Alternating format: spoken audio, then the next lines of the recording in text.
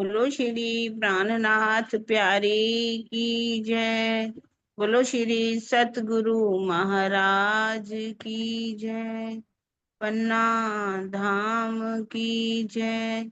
सर्व सुंदर साथ की जय। प्रथम लागू दो चरनी को, धनिये न छुड़ायो खिन। लाख तली लालेड़िया, मेरे जीव के यही जीवन। इन पांव तले पड़ी रहूं, धनी नजरी खोलो भातन। पालना वालों निरीखों नेत्रे, मेरे जीव के यही जीवन। मेरे जीव के यही जीवन। बोलो श्री प्राणनाथ प्यारे की जय। बोलो श्री सतगुरु महाराज की जय। प्रणाम जी सुंदर साथ जी। अब हम शुरू करते हैं चितवनी की महिमा। कल हम प्रकरण किरंतन के चला रहे थे। धाम चलने वाले जितने भी प्रकरण हैं, उससे आगे चल पड़े थे। हाँ जी, धाम चलने के प्रकरण चल रहे हैं। प्रकरण 8। ओ, चौपाई 8 है। प्रकरण कौन सा चल रहा था? 3 4 2 प्रकरण। चलो चलो निषाद। हाँ, चलो चलो रे साथ 89 की है। 8 चौपाई। 14 लोक में झूठ विस्तर्यो, तामे एक साचे किए तुम। हंसते खेलते नाचते चलिए, आनंद में बुलाइयां खसम। 14 लोकों के सभी प्राणी झूठे हैं, अर्थात महाप्रलय में लय हो जाने हैं। इसके विपरीत धनी ने तुम्हें अखंड कहलाने की शोभा दी है। हे साथ जी, धनी हमें परम धाम में बुला रहे हैं, इसीलिए आनंद में मग्न होकर हंसते खेलते और नाचते हुए परम धाम चलिए। तो इस चौपाई में जो हंसते खेलते और नाचते हुए परम धाम चलने का प्रसंग है, इस प्रसंग को बाह्य अर्थों में नहीं लेना चाहिए। परमधाम तथा युगल स्वरूप के ध्यान से जो आनंद प्राप्त होता है, उसे ही हंसते खेलते और नाचते हुए चलना कहा गया है। चितवनी से प्राप्त होने वाला प्रथम श्रेणी का वह आनंद, जिसमें ना तो शरीर की सुध रहे, ना संसार की, नाचना कहा जाएगा। मतलब ये बात नाचना कहा जाएगा। और मध्यम श्रेणी का आनंद खेलते हुए चलने वाला कहा गया है। और तृतीय श्रेणी का आनंद हंसते हुए चलने वाला कहा गया है। तो मध्यम में क्या होगा दीदी? जैसे इन्होंने, मतलब कि स्वामी जी ने ये बोला है, प्रथम श्रेणी वाला ये होगा जिसमें शरीर की सुध ना रहे और संसार की सुध ना रहे, तो वो नाचना। अच्छा, उसके ऊपर की स्थिति आनंद वाली। में थोड़ा और कम हो गया, उससे भी थोड़ा कम मिला। ये थोड़ा सा अनुभव हुआ चितवनी में। हम्म। और बैठे बैठे ऐसे लगा हम परम धाम में पहुंचे। हमें ऐसा लग रहा है कि हम सुख ले रहे हैं, आनंद ले रहे हैं। तो उसको हम्म। हंसते हुए चलने वाला कहा गया ना। हम्म। स्थितियां हैं। आप हाँ पूरी तरह मतलब से कहीं डूब गए कि थोड़ा डूबे, कहीं कम डूबे। डूबने की बात है, पर स्थिति कई बार बहुत ऊंची हो जाती है, कि मध्यम स्तर की होती है, कई बार निचले स्तर की होती है। वही ना, इस चरण को वैसे खाली लो तो फिर यही होता है कि चलो हाँ। नाचते चले, हंसते चले, खेलते चले। नहीं नहीं नहीं।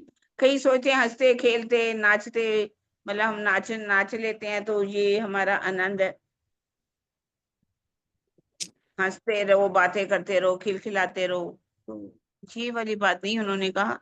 चितवनी में जो आनंद मिलता है, जो आपका स्तर कौन सा उस समय, किस स्तर में आप पहुंचे, किस स्तर का आपको आनंद मिला, उस स्तर की बात कीजिए। हंसते खेलते नाचते और खेलते और नाचते। हम्म। अब छल में कैसे कर रहिए, छोड़ देओ सब झूठ हराम। ये 8वीं चौपाई है, तो ये 9वीं है। तो ये हो रही है कि अब छल में कैसे कर रही है, छोड़ दो सब झूठ हराम।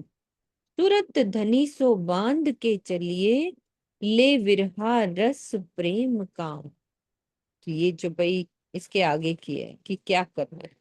तो ऐसी अवस्था में अब माया के इस झूठे छल वाले संसार में भला कैसे रहा जा सकता है। ये सारा संसार झूठा है और नष्ट हो जाने वाला है। इसमें फंसे रहना पाप है।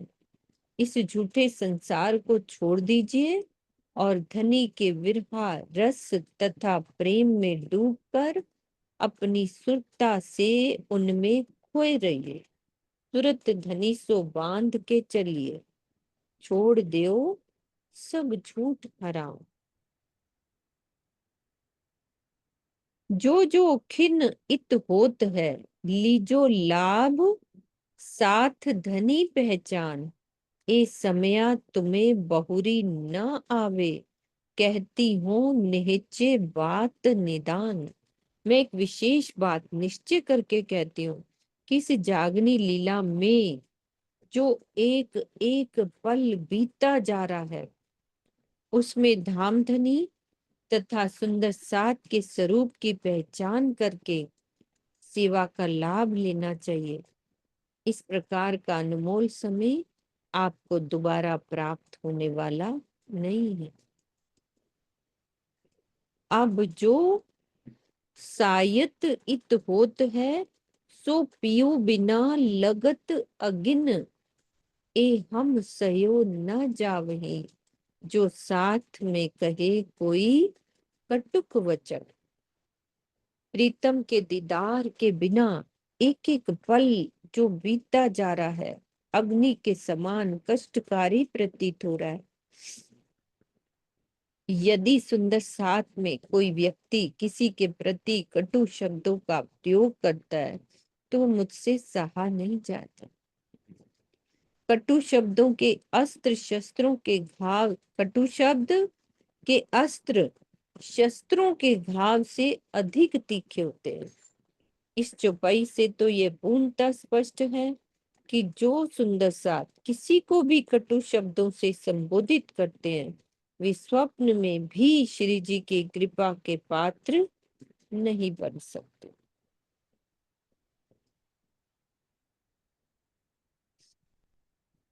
इत खिन का है जो लटका, जीत चलो भावे हार। महामत हेत कर कहे साथ को, विद विद की करत पुकार। श्री महामती जी कहते हैं, हे सुंदर साथ जी, मैं आपसे बहुत प्यार करके तरह तरह से समझाकर ये बात कह रहा हूँ कि ये संसार क्षण भंगुर अर्थात पल पल परिवर्तनशील है शील है। इसमें धनी से प्रेम करके या तो माया से विजयी होकर परम धाम चलिए, या माया में डूब कर हारते हुए परम धाम चलिए। ये सब आपके हाथ में है। तो ये प्रकरण खत्म हुआ 89। अब प्रकरण 90 की चौपाई है। हाँ जी किरण दीदी कुछ कह रहे हो? हाँ जी, क्या? कुछ कह तो नहीं रहे? नहीं नहीं नहीं, मैं बंद कर रही थी, उधर से आवाज आने लगी तो मैंने बंद। ठीक है। तो प्रकरण 90 शुरू हो रहा है। उसमें प्रकरण 90 की एक चौपाई पहले नंबर की, साथ जी शोभा देखिए, करे कुर्बानी आत्म। वार डारो नख सिख लो, ऊपर धाम धनी खसम। श्री मामती जी कहते हैं, हे सुंदर साथ जी, अपने प्राण वल्लभ धाम धनी अक्षरातीत श्री राजी के ऊपर अपने नख से शिख तक तन मन को न्यौछावर कीजिए। और अपनी आत्मा को उनके प्रेम में डुबोकर प्रीतम की नूरी शोभा का दीदार कीजिए। वार डारो नख सिकलो। नख सिकलो कैसे वारना है शीतल दीदी? प्रणाम जी, सब समझे सच। नख से शिख तक वाना यानी पूर्ण समर्पण, पूरी तरह राजधानी के लिए। एक एक पल, श्वास श्वास, धनी धनी माया से दूर रहकर, अपने जैसे कहते हैं कि पिंड ब्रह्मांड से दूर रहकर। नख से शिख का तो यही होगा ना, पूर्ण समर्पण की भावना से, या तन कुछ और मन, भाव। हाँ, तन तन ही मन भाव की है भाव। मतलब, और थोड़ा क्लियर हाँ, ही करना चाहते, वो तो सहूर की बात है, समझ तो हाँ आई जी। है कि कैसे हमने वारना है, तन को कैसे लगाना है, मन को कैसे लगाना है। हाँ, तन से जैसे कल बताया था ना हम्म। कि तन जैसे मन में हमेशा वही रहे, धनी अपने गुण अंग इंद्रियों को अपने काबू में रखकर। कि ये हाँ, जुबान किसी हाँ, की बात करे, हाँ। ये नाक और नासिका परम धाम की खुशबू ले, कानों से हम राज्य की बात को सुने, तो यही तन, लगता है। हाँ, बाकी किरण दीदी और बता सकते हैं, लगता तन से तो। नुकसावर धनी की सेवा में, सुंदर साथ की सेवा में, पानी मंथन में, ये तन की सेवा हो गई, तन न्यौछावर हो गया। परिचित करना भी ये तन लगाना हो गया। जो शारीरिक हम काम करते हैं, जो राजधानी के लिए काम करेंगे, वो तन से हो गया। मन से जैसे सारी गुण अंग इंद्रियों को काबू में रखना, ये मन हम्म। से हो गया।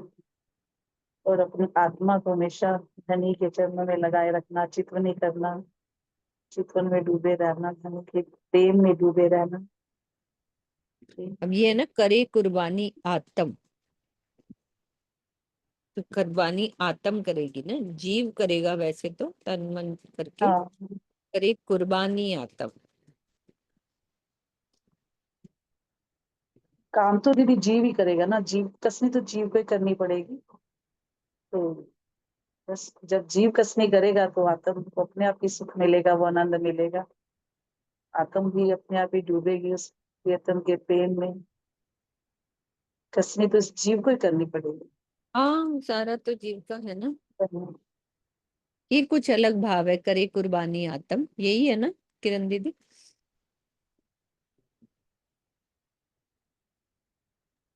ये ना कुर्बानी अगर आत्म जीव करेगा तो आत्म का लाभ मिलेगा। अगर जीव जो है वो गुण अंग इंद्रियों के बस में रहेगा, माया में डूबा रहेगा, माया की फरमोशी में, जो इंद्र जाल है उसको समझेगा नहीं, तो क्या है, गुनाह किस पर लगेगा? आत्म पर ही लगेगा। इसी तरह दोनों ही बातें, अगर कुर्बानी करेगा तो उनके वो धन्य धन्य कहलाएगा, नहीं तो वो शर्मिंदा होगा, गुनाह तो हम्म। लगेगा ही लगेगा। तो यहाँ उन्होंने कहा है कि आत्म के ऊपर आत्म वैसे नहीं कर सकती, कुर्बान तो जीव को ही होना है। तो अपने तन को भी हम कैसे कुर्बान कर सकते हैं? सबसे बहुत अच्छी बता दिया शीतल ने। पर एक बस ये कहूंगी कि तन को अगर हम ध्यान में डुबोते हैं तो तन की भी तो कुर्बानी है ना। तन को तो लगाना ही पड़ेगा, तन को तो बिठाना ही पड़ेगा।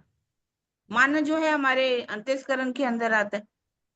हम अपने मन चित बुद्धि को, अहम को किस तरह से राज्य की तरफ लगाएं, अपनी गुणागिंद्रियों को राज्य की तरफ लगाएं।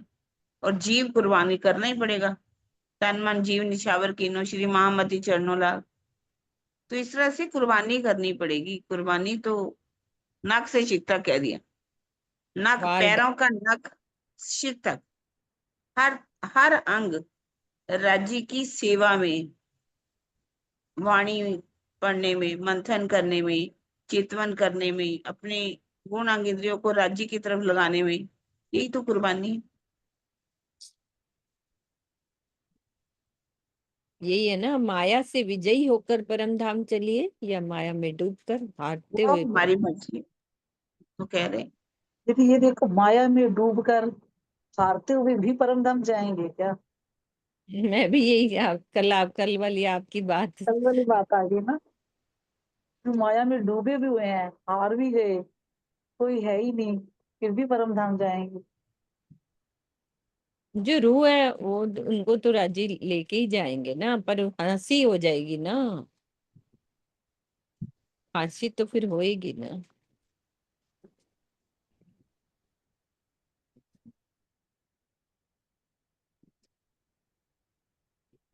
ये तो एक राज्य महाराज हमें वो थे ना, प्रोत्साहित करना कि हारना है हार जाओ, है ना, किसी को समझाने के लिए कि ठीक है मैं जो कह रहा हूँ करो, नहीं तो हारोगे, शर्मिंदा होगे।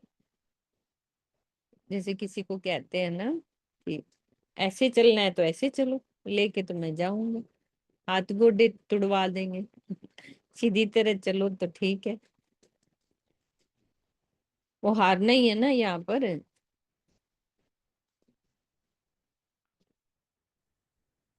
है ना। कोई चलो। हारने वाला भी परम धाम जाएगा, है ना। सिर्फ- नहीं, हमने जीत कर जाना है, हमने हारना नहीं है। हम हारने वाली बात ही क्यों करें, इसका मतलब हम डर रहे हैं, है ना, करना नहीं चाह रहे। तो प्रकरण 92 92। अब हम धाम चलत हैं, तुम हो जो सबे होशियार, एक खिन की विलंब ना कीजियो, जाए घरों करे करार। महामती जी कहते, हे सुंदर सार जी, अब मैं परमधाम की चितवनी में लग रहा हूँ, आप सभी सावचेत हो जाइए। अब तो ध्यान करने में एक क्षण की भी देरी करना उचित नहीं है। आप भी मेरे साथ ध्यान में लग जाइए, जिससे परमधाम की अनुभूति करके सबके हृदय में आनंद की वर्षा हो सके। साथ देखो ये अवसर, वासना करो पहचान, आए पहुंचे ब्रिज में याद करो निशान।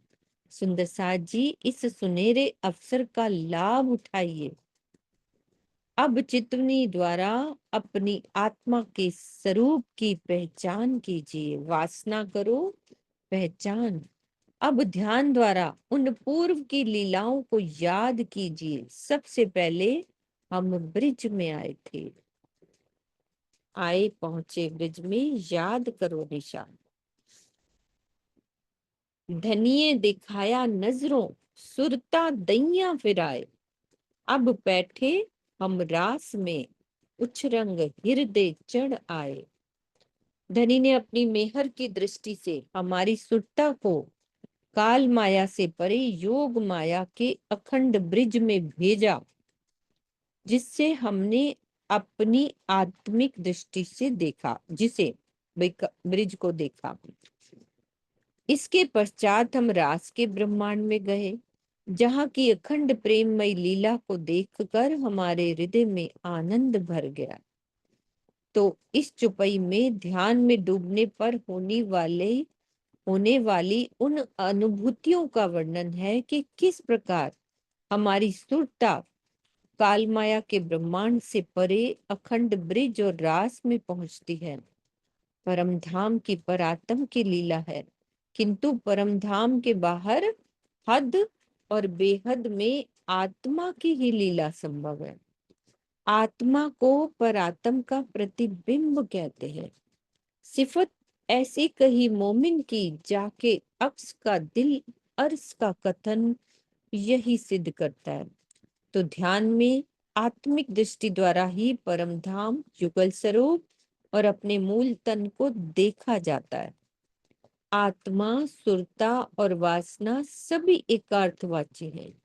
ये गहन रहस्य का विषय है कि परमधाम में विराजमान परात्म की नजर ही आत्मा या सुरता के रूप में कही जाएगी। या में सुरत आई श्यामा जी के साथ, ये प्रगट वाणी का कथन है और ये सिद्ध करता है।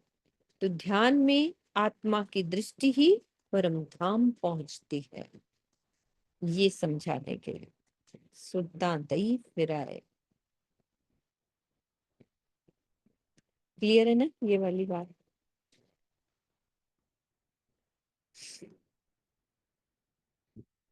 जागृत बुद्ध हृदय आई, अब रहे ना सके एक खिन्न, सुरत टूटी नासूत से पहुंची सुरत वतन। इस जागनी ब्रह्मांड में हमारे हृदय में जागृत बुद्धि का प्रवेश है, जिससे हमें निजगर और धनी के स्वरूप की पहचान हो गई। अब विरह की अग्नि में एक क्षण के लिए भी इस संसार में नहीं रहा जाता। अब रह न सके एक क्षण।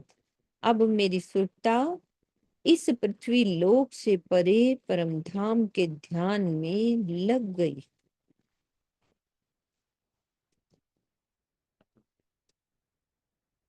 चिन्हार भई सब साथ में आई धाम खुशबोए। प्रेम उपजिया मूल का सुपन रहना क्यों होए। अब जागृत बुद्धि के ज्ञान का प्रकाश फैलने से सुंदर साथ को धनी और निजगर की सारी पहचान हो गई। चितवनी में लग जाने से परमधाम की भी सुगंधी मिलने लगी है, अर्थात अनुभूति होने लगी है। अब हृदय में परमधाम का प्रेम पैदा हो गया। ऐसी स्थिति में भला इस स्वप्नमय संसार में कैसे रहा जा सकता है। प्रेम उपजा मूल का सुपन रहना क्यों होए। हाँ जी शीतल दीदी, यहाँ से आप पढ़ना है।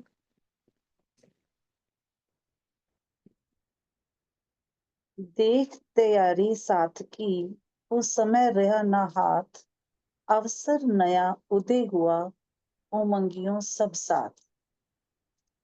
सुंदर साथ परम धाम के गहन ध्यान में डूबने के लिए इस प्रकार तैयार हैं कि उनके लिए समय बहुत तेजी से बीतता हुआ प्रतीत हो रहा है, यानी उनके हाथ में नहीं है।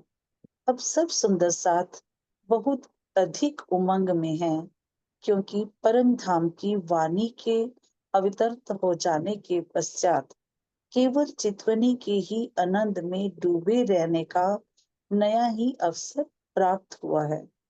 भावार्थ, इस चौपाई में श्री लालदास जी और गोवर्धन दास जी के विवाद का कोई प्रसंग नहीं है। विक्रम संवत 1748 में मार्फत सागर की वाणी के अवतरण के पश्चात श्री महामती जी दिन रात ध्यान में डूबे रहने लगे और सुंदर साथ भी उसी राह का अनुसरण करने लगे। इसी को नया अवसर या सुंदर साथ की तैयारी कहा गया है। समय हाथ में ना रहना एक मुहावरा है, जिसका अभिप्राय यह है कि सुंदर साथ चितवनी की ऐसी गहन अवस्था में पहुंचने लगे कि समय कितनी तेजी से बीतता जा रहा है, इसका पता ही नहीं चलता था। हाँ जी, पढ़ो भैया। नहीं नहीं, छोड़ो छोड़ो अब। क्यों रहे सुरते पकड़ी, एक दूजे के आगे हुए। दौड़ा दौड़ ऐसी हुई, पीछे रहे न कोई। भला अब परम धाम की आत्माएं इस संसार को क्यों पकड़ी रहेंगी। सभी ध्यान में एक दूसरे से आगे निकल जाना चाहती हैं। धनी के प्रेम में सर्वस्व न्यौछावर करने की ऐसी होड़ पैदा हो गई है कि कोई भी सुंदर साथ किसी से पीछे नहीं रहना चाहता। कई होती देश परदेश में ये बातें सुनिया तिन, तिन की सूरते इत बांधिया, तित रहे न सके एक खिन। तारतम ज्ञान का प्रकाश पाने वाले सभी सुंदर साथ श्री पन्ना जी नहीं आ सके थे। कुछ कारणोंवश उन्हें अपने देश प्रदेश में ही रह जाना पड़ा था। परम धाम की ब्रह्मवाणी के अवतरण तथा सुंदर साथ के चितवनी में डूब जाने की बात जब उन तक पहुंची, तो उन्होंने भी श्री जी के चरणों में अपना ध्यान केंद्रित कर लिया। वे अपने घरों में एक क्षण के लिए भी माया में नहीं रह सके, अर्थात दिन रात वे भी ध्यान में डूब गए।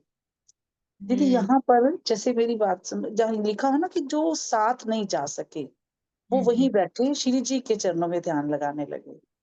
तो क्या जो साथ थे उन्होंने परम धाम जो पन्ना जी की, हमारी वो पन्ना जी में आती है सारी गीता की बात आती है कि वहां पे ही उन्होंने चितवनी कराई, वहां पर ही उन्होंने परम धाम दिखाया, है ना। तो यहाँ जो सुंदर साथ ही नहीं गए तो उनको परम धाम तो दिखाई दिया नहीं। नहीं नहीं, उन्होंने ध्यान किया होगा तो उनको ध्यान में मिले होंगे ना, जरूरी थोड़ा ना वहां पहुंचे, वो किसी कारणवश नहीं जा सके ना। कई होती देश प्रदेश में ये बातें सुनी आते, उन्होंने फिर ये बातें सुनी, ऐसा हो रहा है। तिन की सुरतें इत बांधिया, तित रह न सके एक खिन। तो वो भी तो ध्यान देखो, में डूबे होंगे ना घर बैठे, तो उनकी भी सुरता लगी होगी ध्यान में। देखो क्या लिखा है, परम धाम की ब्रह्म वाणी के अवतरण, यानी वाणी तो वहां पे उतरी थी ना हाँ, पन्ना जी में, और वो साथ गए नहीं। नहीं तो जब उन तक बात पहुंची, दूसरे सुंदर साथ जो रह गए हम्म। थे उनके साथ नहीं गए, तो ये चितवनी में डूब जाने की बात जब उनको पता लगी, तो उन्होंने भी श्री जी के चरणों में अपना ध्यान केंद्रित कर लिया। घर बैठे बैठे उन्होंने भी तो ध्यान कर लिया ना, वो भी माया में नहीं रहे और दिन रात ध्यान में डूब गए। आगे आ रही है इसी से रिलेटेड, चुपई पढ़ो। परदेसे साथ पसर्यो उतो, तित सभी पड़ियो सोर, यूं ठोर ठोर रंग फैलिया, हुआ वाह। महंती दौर। बहुत से सुंदर साथ पन्ना जी से दूर के प्रदेशों में निवास करते थे। पन्ना जी के सुंदर साथ के चितवनी में डूब जाने की खबर उन तक भी जा पहुंची।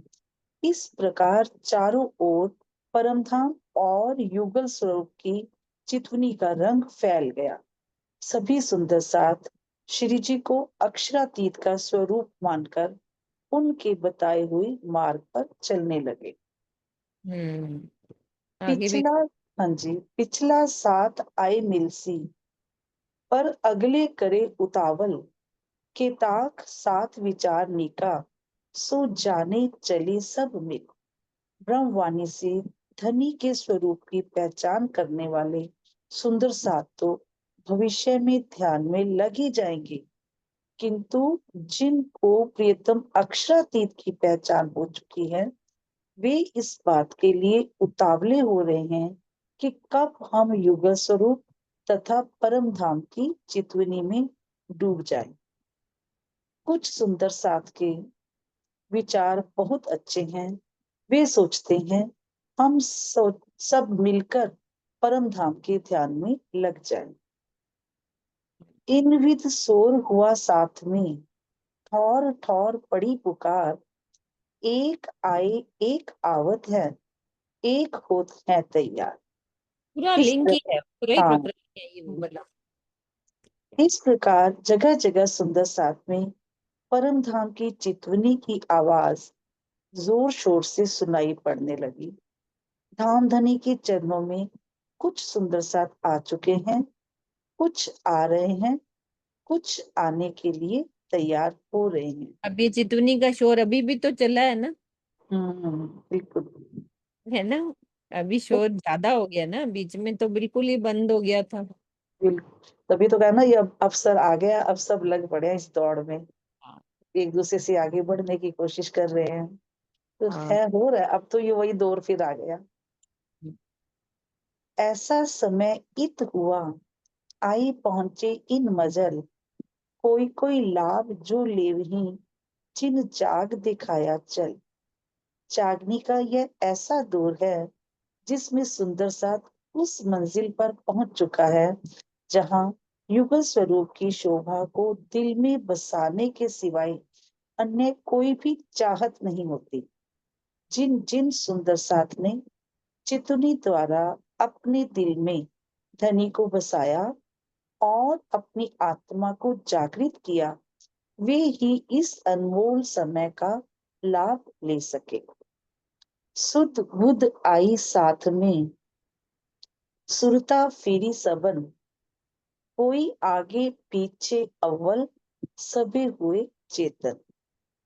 धनी की मेहर से सुंदर साथ में जागृति आई, सबकी सुरता माया से हटकर युगल स्वरूप की शोभा में लग गई। इस कार्य में कोई तो बहुत ही आगे हो गया, तो कोई पीछे रह गया, कोई शुरू से ही चितवनी में लगा हुआ था। इस प्रकार अपनी आत्म जागृति के संबंध में सभी पूरी तरह से सावचेत हो गए।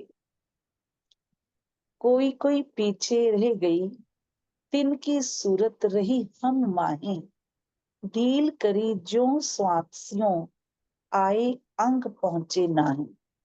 जिस प्रकार ब्रज में बांसुरी की आवाज सुनने पर भी स्वांसी सखियां तुरंत ही अपने घरों को नहीं छोड़ सकी थी, उसी प्रकार मेरी वाणी रूपी बांसुरी की आवाज सुनकर भी कुछ सुंदर साथ अपने घरों में ही रह गए।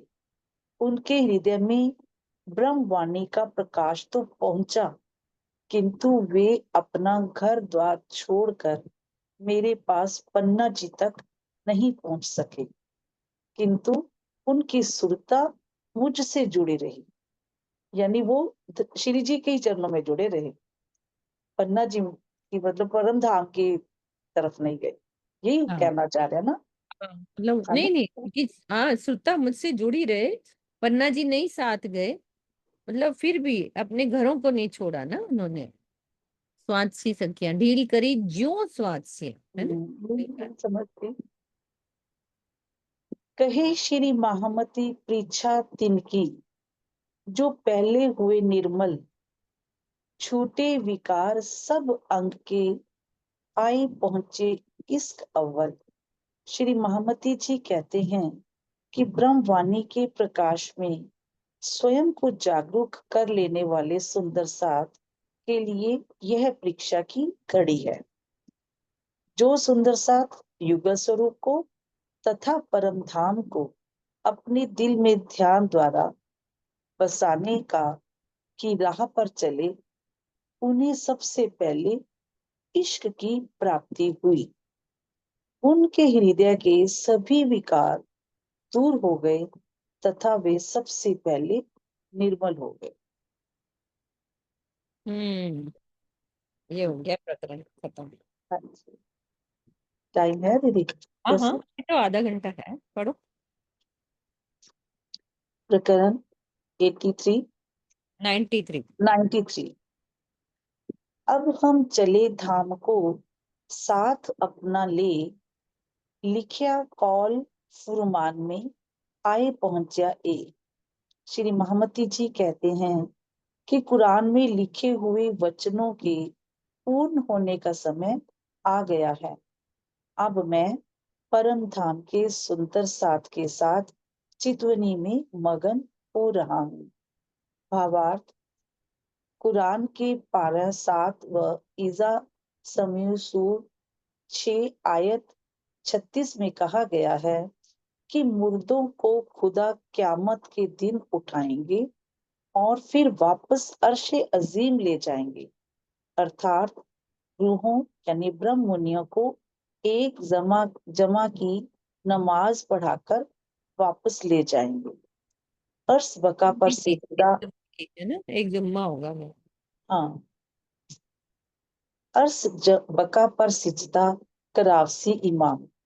शिरजी के द्वारा सबको शरीयत और तरीकत से हटाकर परम धाम की चितवनी में लगाया गया, उस जिससे हकीकत और मार्फत की राह मिली। अपनी आत्मा को जागृत करने के लिए प्रेममयी चितवनी के अतिरिक्त अन्य कोई हकीकत और मार्फत की राह नहीं है। इस संपूर्ण प्रकरण में परम धाम की शोभा और लीला का वर्णन करके सबको चितवनी करने के लिए प्रेरित किया गया है। सखी हम तो हमारे घर चले, तुम हो जो होशियार, सुरता आगे चल गई, हम पीठ दई संसार। हे सुंदर साथ जी, हम तो अपने परम धाम के ध्यान में तल्लीन हो गए हैं। आप भी सावचेत हो जाना, अर्थात इस छलनी माया के जाल में ना फंसना।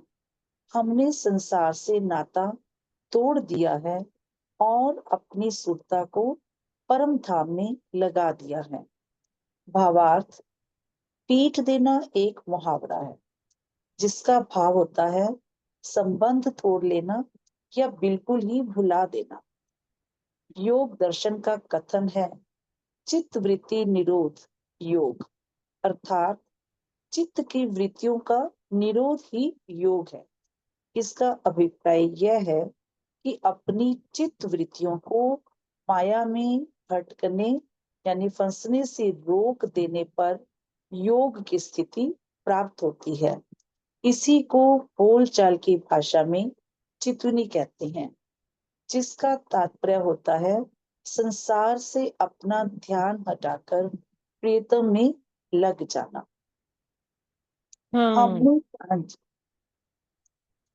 हमें पीछे कोई ना रहे और रहो सो रहो, गुण अवगुण सब के माफ किए, जिन जो भावे सो कहो।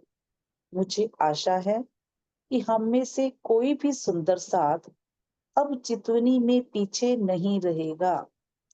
यदि आलस्य और प्रमाद के कारण कोई इसमें भी पीछे रहता है तो वह रहे। इससे अधिक मैं और क्या कहूं। मैंने अब सभी के गुणों और अवगुणों को क्षमा कर दिया है। अब जिसको जो भी अच्छा लगे वह कहा करे, मुझे उस पर कोई भी आपत्ति नहीं है। भावार्थ गुण और अवगुण की विशेष व्याख्या चौपाई 88 प्रकरण 88 और चौपाई 14 में हो चुकी है। इस चौपाई का मुख्य भाव यही है कि जिसको श्री जी पर थोड़ी सी भी श्रद्धा होगी वह परम धाम की चितवनी अवश्य ही करेगा। इसके आगे की चौपाइयां इसी बात को प्रमाणित करती हैं।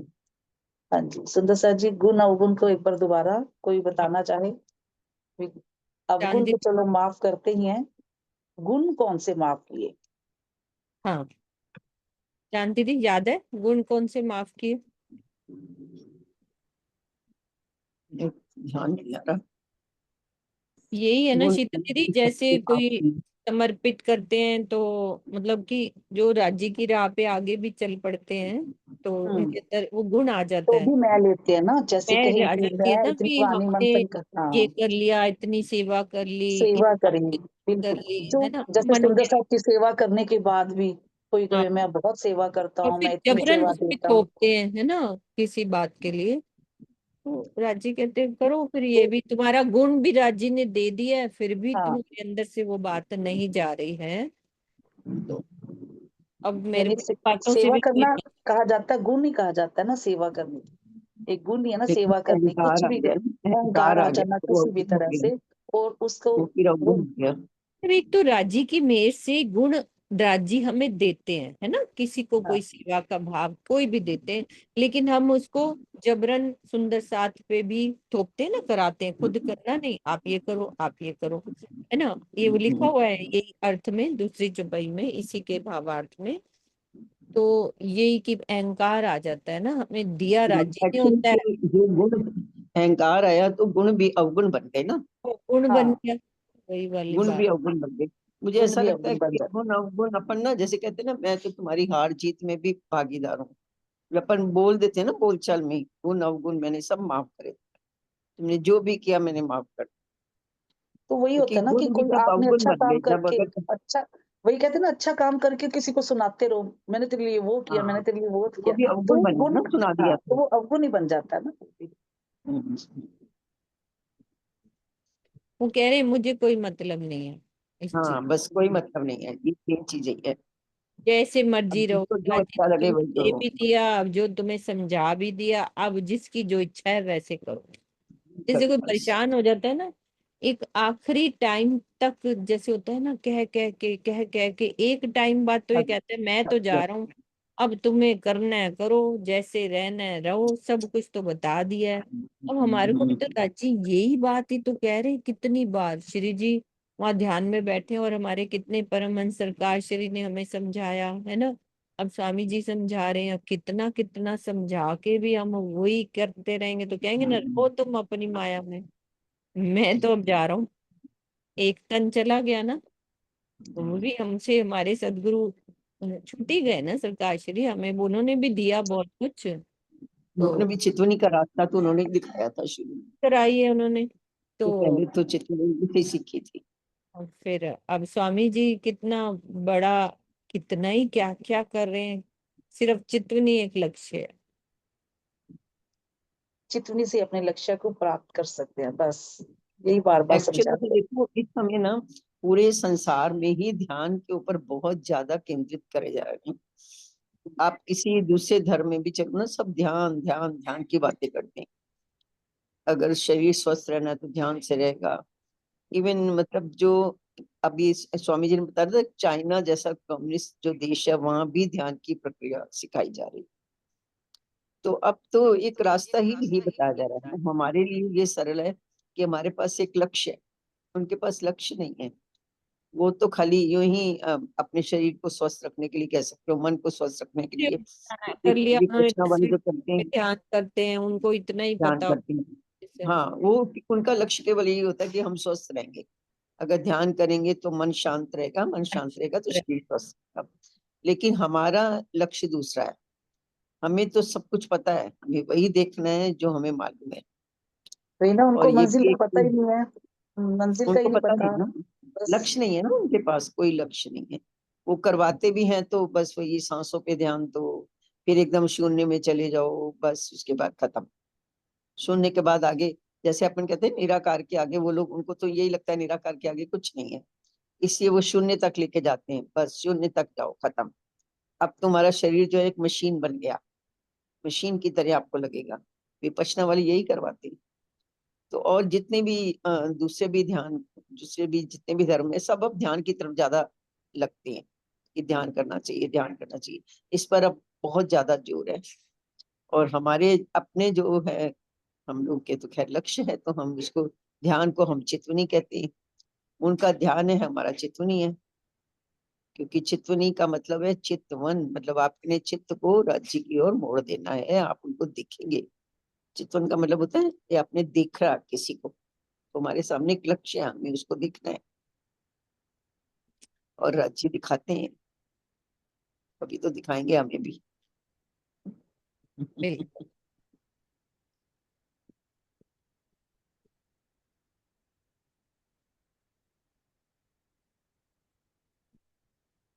अब हम रहो न जावही, मूल मिलावे बिन, हृदय चढ़ चढ़ आवही, संसार लगत अगी। मूल मिलावे के दीदार बिना इस संसार में मुझसे नहीं रहा जा रहा है।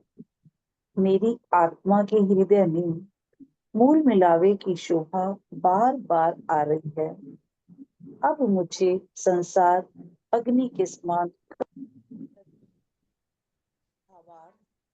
श्री महामती जी के तन से तो संपूर्ण परिक्रमा सागर तथा श्रृंगार ग्रंथ का अवतरण हुआ है।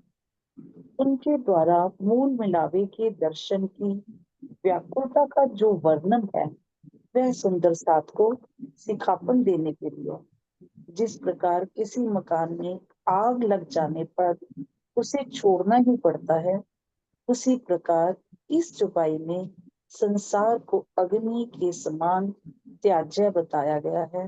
संसार लगत अग्नि का यही भाव। सही बात है, सारी चौपाइयां है तो अपने लिए, उनके अंदर तो सब कुछ ही है, सब कुछ उनके अंदर है, जिस स्वयं विराजमान है ना। तो हमें ऐसे लगता है कि सब बस उनके लिए, वो स्वयं अपने लिए बोल। ये धारण नहीं है, जिस मकान में आग लग जाए तो उसे छोड़ना ही पड़ता है। ये स्वामी जी आग, एक शब्द को ना इतना क्लियर करते हैं ना, कोई भी शब्द का मीनिंग वो छोड़ना नहीं चाहते। संसार लगत अगिन। आग लग, अपन भी तो बोलते हैं ना, मेरे को तो आग जैसा लगता है, ये बोलते हैं अपन। स्वामी जी उसको भी क्लियर कर रहे हैं, आग का मतलब क्या हुआ। सोई बस्तर सोई भूखन, सोई सेजा सिंगार, सोई मेवा मिठाइयां अलेखे अपार। मेरी आत्मा परम धाम के नूरी वस्त्रों, आभूषणों, सिजा तथा श्रृंगार को देख रही है। शब्दों में वर्णन ना हो सकने वाली अनंत प्रकार की मिठाइयां मिठाइयों तथा मेवों का भी अनुभव हो रहा है। भावार्थ, स्वलीला अद्वैत परम धाम में मेवा, मिठाइयों तथा वस्त्र आभूषणों का वर्णन लौकिक रूप में नहीं समझना चाहिए। यह सभी मात्र लीला रूप में है और पारब्रह्म के ही नूरी स्वरूप है। आगे की चौपाइयों में वर्णित शोभा में भी यही भाव होगा। सोई धनी सोई वतन, सोई मेरो सुंदर साथ, सोई विलास अब देखिए, डोरी खींची उनके हाथ। हे सुंदर साथ जी, अब अपने परम धाम की उस शोभा और आनंद को देखिए। उस मूल मिलावे में हमारे धनी कैसे विराजमान है तथा उनको घेर कर किस प्रकार मेरे सुंदर साथ बैठे हुए हैं। मेरी सुरता की रस्सी तो धनी के ही हाथों में है, उसे खींचकर वे परम धाम ले जा रहे हैं। हाँ जी, दीदी कल कह रहे थे ना कि मेरे को तो लगता है कि मेरी ये रस्सी बंधी हुई कठपुतली की तरह खींच लेते हैं। जान दीदी आपकी बात आ गई है, देख लो। मेरी सुरता की रस्सी तो धनी के हाथों में ही है, उसे खींचकर वे परम धाम ले जा रहे हैं। सोई चौक गलियां मंदिर, सोई थंब दीवाले द्वार, सोई कमाड़ सोई सीढ़ियां झलकारो झलकार। मेरी आत्मा की नजरों के सामने झलकार करते हुए वही चौक, गलियां, मंदिर, थंब, दीवालें और दरवाजे खड़े दिखाई पड़ रहे हैं। झिलमिलाते हुए कपाटों तथा सीढ़ियों की शोभा अति मनोहारी है। बोए नेक आवे इन घर की, तो अंग निकसे आहे, सो तब ही तत्क्षण में पीयू जी पे पहुंचाए। ऐसे परम धाम की यदि थोड़ी भी सुगंधी आ जाए, अर्थात थोड़ा भी अनुभव हो जाए, तो हृदय से निकलने वाली विरह की एक ही आह में आत्मा शरीर को छोड़कर अपने प्रियतम के पास पहुंच जाएगी। हाँ जी। यदि परम धाम की थोड़ी सी सुगंधी लग जाए, थोड़ा सा अनुभव हो जाए, तो हृदय से निकलने वाली विरह की एक आह में आत्मा शरीर को छोड़कर अपने प्रीतम के पास पहुंच जाए। वही थोड़े से अनुभव की तो जरूरत है। ये क्लियर करो। आगे भावार्थ, यदि परम धाम की थोड़ी सी अनुभूति से विरह के शरीर के छूट जाने की संभावना होती है, तो यह प्रश्न खड़ा होता है कि श्री लालदास जी और युगलदास जी परम धाम का इतना विस्तार पूर्वक वर्णन कैसे कर दिया। यदि यह कहा जाए कि धनी के हुक्म से वैसा वर्णन करवाना था, इसलिए शरीर को सुरक्षित रखा गया, तो वह भी शंका पैदा होती है कि अनेक परमहंसों ने परम धाम का दीदार तो किया, किंतु उसे लेखनी में बंद नहीं किया। दीदार पाने के बाद भी वे कई वर्षों तक जागनी कार्य करते रहे। तो क्या श्री मुखवाणी की इस चौपाई का इन घटनाओं से विरोध है? वस्तुतः इस चौपाई का मुख्य भाव यही है कि अनंत शोभा वाले परम धाम की जरा सी भी झलक मिल जाने पर आत्मा में विरह की ऐसी अग्नि पैदा हो जाती है कि उसको सारा संसार अग्नि की लपटों के समान कष्टकारी प्रतीत होने लगता है। इस चौपाई में विरह की अभिव्यक्ति है। ये दो तन तले कदम के आत्म पर आत्म, शरीर का छूटना या ना छूटना धनी की कृपा पर निर्भर है। इसका दीदार से कोई विशेष संबंध नहीं है। यदि परमधाम और युगल स्वरूप के दीदार से शरीर छूटने की संभावना हो सकती है, तो परिक्रमा सागर और श्रृंगार ग्रंथ की उपयोगिता क्या है? उन्हें चिरंतन ग्रंथ के इन प्रकरणों में चितवनी के लिए बार बार क्यों प्रेरित किया जा रहा है? कहने का भाव तो ये है ना कि शरीर तो राज्य के हाथ में है, छूटना या ना छूटना। ऊपर भी सारी बात क्लियर कर दी कि परमहंसों ने इतना, देखो पूरा। ये ना सोचे कि भाई शरीर हाँ, छूटने का भाव ही है, सो तब हाँ, ही तत्किन में पीयू जी पे पहुंचाए, मतलब उसकी सुरता वहां लग जाएगी, शरीर कहाँ से छूटना है।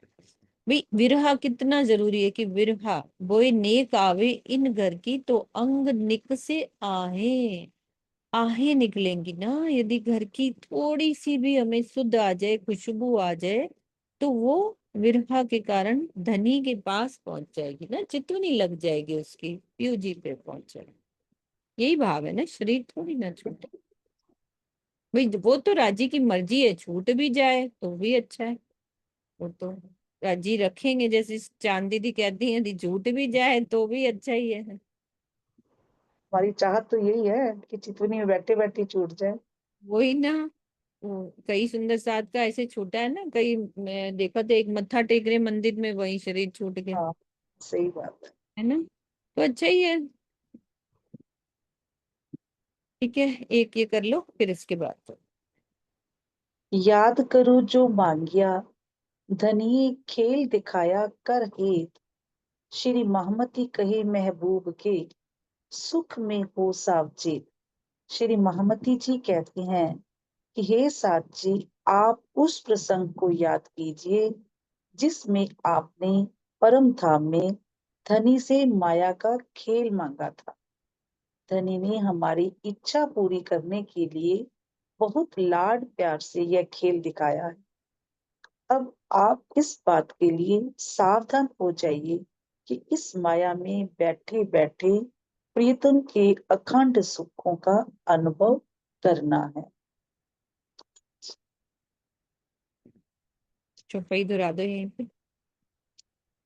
याद करो जो मांगया, धनिये खेल दिखाया कर हेत, श्री महामती कहे महबूब के, सुख में हो सावचेत, सुख में हो सावचेत।